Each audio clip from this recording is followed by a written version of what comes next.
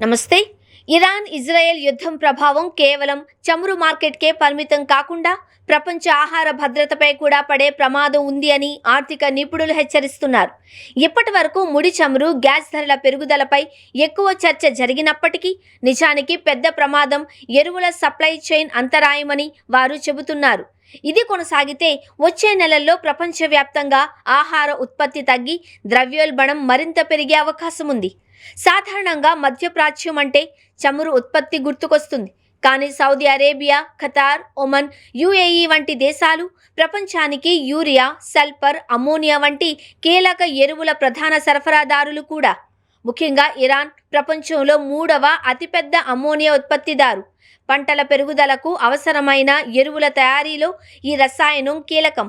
యుద్ధం కొనసాగితే ఈ దేశాలలో ఉత్పత్తి, సముద్ర మార్గ రవాణా రెండూ దెబ్బతినే ప్రమాదం ఉంది.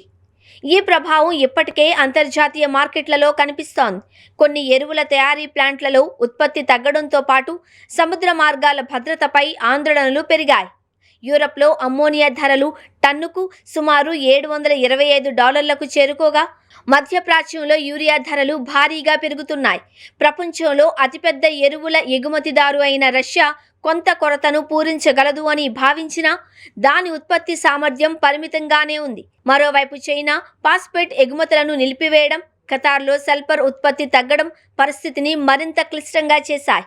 ఈ పరిస్థితి ఇప్పుడు భారతదేశంపై కూడా ప్రభావం చూపే అవకాశం ఉంది. దేశం ప్రతి నెల సుమారు 2 మిలియన్ టన్నుల ఎరువులను విదేశాల నుండి దిగుమతి చేసుకుంటుంది.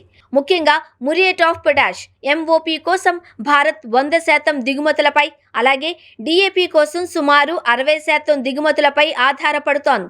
2024-25 ఆర్థిక సంవత్సరంలో మాత్రమే కేంద్ర ప్రభుత్వం ఎరువుల సబ్సిడీలకు దాదాపు 1.9 లక్షల కోట్లు ఖర్చు చేసింది. మధ్యప్రాచ్యం నుంచి సరఫరా అంతరాయం ఏర్పడితే యూరియా ధరలు 30-40% వరకు పెరగవచ్చు అని నిపుణులు అంచనా వేస్తున్నారు. దీంతో ప్రభుత్వం సబ్సిడీ భారాన్ని పెంచుకోవాల్సి రావచ్చు, లేదా రైతులపై ఖర్చు భారం పెరిగే అవకాశం ఉంది.